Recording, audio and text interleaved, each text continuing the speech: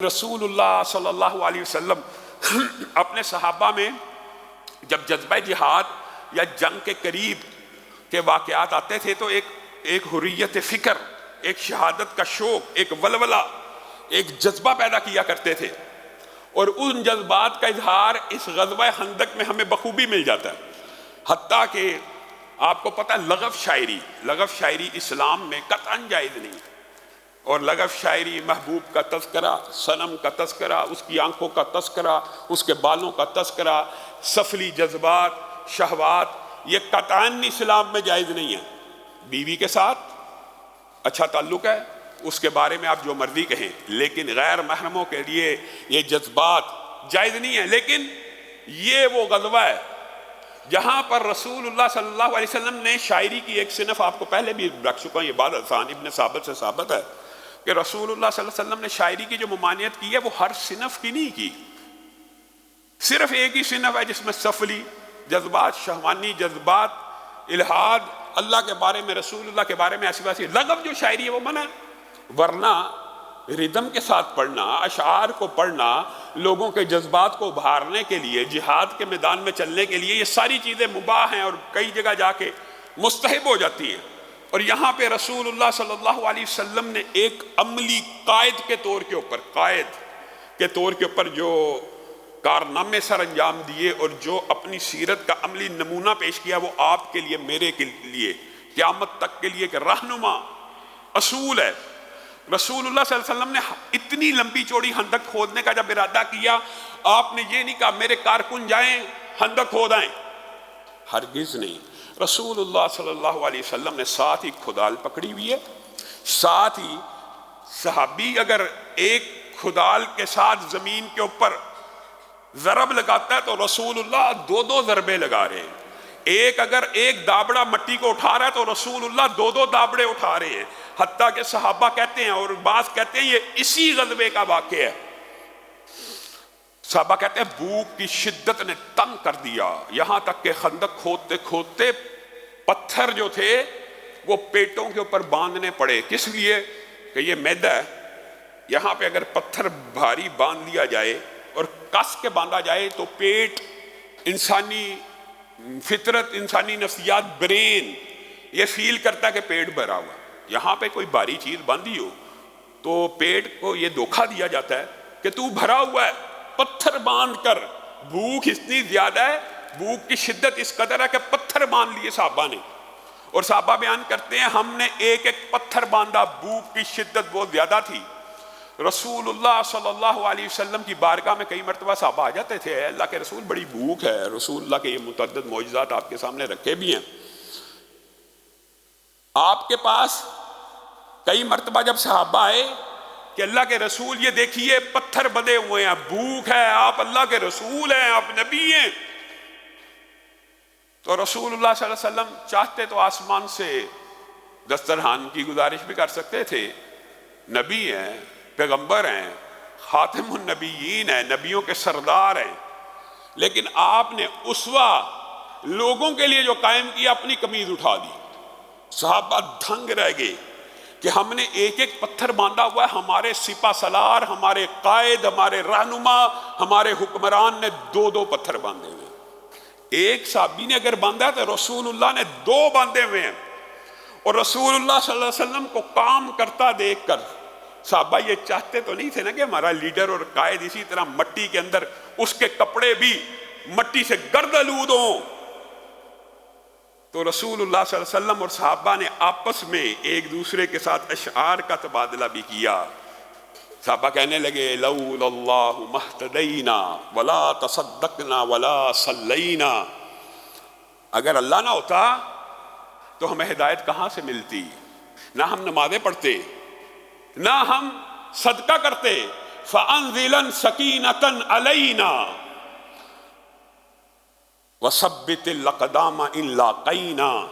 اور ہمارے اساتذہ مدینہ کے اندر وہ بیان کیا کرتے تھے کہ جب صحابہ یہ اشعار پڑھتے تھے تو آخری جو الف ہے یا آخری جو ورڈ ہے ان کو لمبا کھینچا کرتے تھے، حتیٰ کہ وہ انداز آج بھی عرب روایات اتنی مضبوط ہیں کہ جس انداز میں صحابہ یہ اشعار پڑھا کرتے تھے، وہ سند در سند، نسل در نسل، انہی لہجوں میں، انہی الفاظ میں، انہی الفاظ کو لمبا کرنے کے انداز میں آج بھی عرب پڑھ لیتے، آج بھی وہی انداز.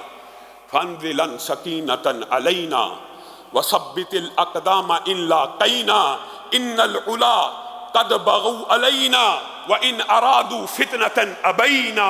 یہ انداز تھا صحابہ کا اشعار کو، آخری لفظ کو لمبا کرنے کا. اور اس کا ترجمہ کیا ہے؟ یہ ظالم ہمارے اوپر آ گئے ہیں، اے اللہ ہمارے اوپر سکینت کا نزول فرما، اگر ان سے مقابلہ ہو جائے تو ہمارے قدموں کو جما دینا. اللہ یہ ہمارے سے چاہتے ہیں ہم اسلام سے منہ موڑ لیں، آپ نہ ہوتے تو ہمیں ہدایت ہی نہ ملتی. اب اگر ان کے ساتھ ملاقات ہو گئی اور ہم سے فتنے کا مطالبہ کریں گے اسلام سے پھرنے کا، تو ابینا، ہم اس بات کا انکار کر دیں گے. پھر کہتے تھے نحن الذین بایعوا محمدا علی الجہاد ما بقینا ابدا. ہم وہ ہیں جنہوں نے رسول اللہ کے ہاتھ کے اوپر جہاد کی بیعت کی ہے، ہم ہمیشہ جہاد کے اوپر قائم رہیں گے.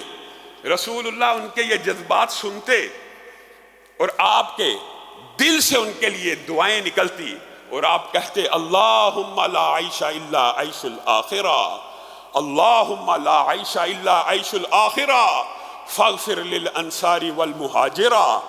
رسول اللہ بھی اسی ردم سے، اسی انداز سے جواب دے رہے ہیں، اللہ آخرت کی زندگی ہی اصل زندگی ہے. اور یہ ایک تبلیغ کا انداز بھی ہے. صحابہ کو یہ بات بیان کر رہے ہیں کہ اگر یہ دشمن کے ساتھ ملاقات ہو گئی، جان چلی بھی گئی تو کیا بات ہے، اصل زندگی تو آخرت کی زندگی ہے. دنیا کے اندر انسان جتنی مرضی بے بسی کی زندگی بسر کر دے، آخرت کی ایک نعمت اس کو یہ ساری مشکلات بھلا دے گی. دنیا کے اندر جتنی مرضی آسائش کی زندگی بسر کر دے، آخرت کا ایک لمحے کا عذاب یہ تمام عذاب بھلا کے رکھ دے گا. اللہم لا عیش الا عیش الآخرہ، اصل زندگی آخرت کی زندگی ہے. اور اس دیکھیے جنگ ہے، دشمن سامنے ہے، حالات آپ کے سامنے سارے، آپ کو دباچہ سمجھ آ گئی ہے کہ 10,000 کا لشکر جرار آ رہا ہے. یہاں بھی رسول اللہ آخرت کی زندگی کی طرف توجہ مبذول کروا رہے ہیں. آخرت کی زندگی وہی حتمی ہے، وہی یقینی ہے، وہی ابدی ہے، وہی سرمدی ہے، وہی ارب سال کی ہے. صرف ایک دین کا یہ نقطہ مجھے اور آپ کو سمجھ آ جائے، زندگی بدل جائے.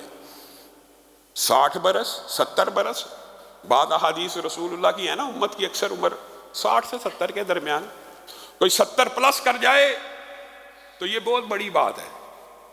لیکن پلس ہو کے بھی کیا موت سے بچ گیا یا موت سے بچ جائے گا؟ جتنے بیٹھے ہیں آپ میں سے کتنے لوگ ایسے ہیں جن کے پردادا زندہ ہیں؟ ہاتھ ذرا کوئی کھڑا کرے، کس کا پردادا زندہ ہے؟ دیکھ لیجیے. اور پردادے کا والد تو ایک کا بھی شاید زندہ نہ ہو. اتنی بڑی حقیقت، اتنی بڑی حقیقت کہ آخرت کی زندگی دیکھیے 1400 برس بیت گئے. اگر دنیا میں بقا، میرے بھائی کتنی عام فہم بات ہے، اگر بقا ہمیشہ رہنا یا زندگی کسی کو اللہ نے عطا کرنی ہوتی ہمیشگی کے لیے، دائمی ابدی سرمدی، تو رسول اللہ کو مل جاتی. مخلوق میں سب سے افضل ہیں، نعمتیں ان کے اوپر سب سے زیادہ ہونی ہیں، تو کیا زندگی کی حیات ابدی کی نعمت بھی انہی کو نہ مل جاتی؟ رسول اللہ کا دنیا سے جانا اس بات کا اعلان ہے کہ دنیا میں بقا کسی کو نہیں ہے. آج آپ ہیں، آج میں ہوں، 50 برس نہیں گزرتے زمین کے اوپر، اور 100 برس کی تو حدیث بھی موجود ہے. سارے زمین والے زمین کے نیچے ہوتے ہیں، نئی نسل آ جاتی ہے جن کو آج آپ دیکھ لیجئے کہ آپ کو اپنے صرف باپوں کے نام 1400 سال پہلے تک کے یاد ہیں، حضرت آدم تک کے کسی ایک کو بھی یاد ہے؟ کسی کو نہیں یاد. اتنی دنیا عارضی ہے کہ آپ اپنے چوتھے پانچویں باپ کا نام بھی نہیں جانتے. وہ جو اس زمین کے اوپر چلا ہوگا اس نے بھی محنت کی ہوگی. یہ جو صحابہ کی ٹریننگ اور تربیت رسول اللہ جس انداز میں کر رہے ہیں، حالت جنگ کے اندر رسول اللہ اس قسم کے اشعار پڑھ رہے ہیں کہ ان کو ابھی بھی ان کی توجہ دنیا یا ڈر خوف کی طرف نہ جا، حتیٰ کہ ویسے قرآن پاک میں ان لشکروں کی آمد کو اللہ تعالیٰ نے بھی مومنوں کے لیے ابتلا اور مومنوں کے لیے ایک بہت بڑی آزمائش کے طور پہ گرا کہ بلغت القلوب، حناجر تک پہنچ گئے، دل کپ کپاتے ہوئے، یعنی اتنی تیزی سے دھڑکے مومنوں کے دل کہ ایسے لگتا تھا گلے میں آ جائیں گے۔ زاغت الابصار، آنکھیں چندیا گئیں۔ 10,000 کا لشکر جرار جب مٹی کو اڑاتا ہوا آتا ہے تو اس کی ایک ہیبت ہوتی ہے، زلزلوا زلزالا شدیدا، یہاں تک کہ کپ کپی اور عجیب و غریب قسم کی مومنوں کی کفیت ہوگی۔ تو رسول اللہ کے وعد و نصیحت کو سننے کے بعد جب رسول اللہ نے کہا یہی تو وہ وعدہ ہے، یہی تو وہ وعدہ ہے جو میرے رب نے مجھ سے کیا تھا کہ ان لشکروں کو شکست دے دے گا، تو مومنوں کے دل ایسے پرسکون ہوئے، ان کے دلوں میں ایمان بڑھ گیا اور وہ کہنے لگے اللہ کی قسم اللہ کا وعدہ آن پہنچا۔ اور جن کے دلوں میں کمزوری تھی اور جو بعض منافقین تھے انہوں نے کہا ہمارے ساتھ تو کوئی وعدہ ہی نہیں ہوا، یہ تو وعدہ ہی ہم نے کبھی نہیں تھا سنا کہ ان کو کبھی شکست بھی ہوگی۔ رسول اللہ صلی اللہ علیہ وسلم ٹریننگ بھی کر رہے ہیں۔ یہ نہیں ہے کہ اکثر میں آپ کو کہا کرتا ہوں کہ رسول اللہ اگر یہ کہا کرتے تھے کہ قربانی کے بڑے فضائل ہیں، ایک جانور کو ذبح کیا، ذبح کرنے سے پہلے ابھی خون زمین پہ نہیں گرتا، جتنے اس کے جسم پہ بال ہوتے ہیں اتنے آپ کے گناہ معاف ہو جاتے ہیں۔ رسول اللہ یہ صرف زبانی نہیں کرتے تھے کہ آپ کو کہہ دیا قربانی کی یہ فضیلت ہے، خود رسول اللہ نے جب یہ فضائل بیان کیے اور جیب میں گنجائش موجود تھی تو رسول اللہ نے کتنی قربانی کی تھی؟ 100 اونٹ۔ اس وقت رسول اللہ کے بارے میں یہ بات ملتی ہے کہ رسول اللہ نے اپنی کل جتنی ان کے پاس پیسے تھے اس کی قربانی کر دی۔ رسول اللہ نے ویسے بھی یہ ان کی زندگی کا معمول تھا، رسول اللہ صلی اللہ علیہ وسلم نے کبھی بھی پیسوں کو جوڑا نہیں، لیکن ایک وقت ایسا اگر آیا کہ جیب میں 500 اونٹوں کی گنجائش موجود ہے تو قربانی کی فضیلت آپ کو نہیں بیان کی جا رہی، خود بھی 100 اونٹ قربان کر دیے۔ اسی طرح اگر بھوک کاٹنے کی باری آئی ہے تو آپ کو نہیں کہا جا رہا کہ آپ نے بھوک کاٹنی ہے، خود 2 پتھر رکھ کے بھوک کو کاٹا جا رہا ہے۔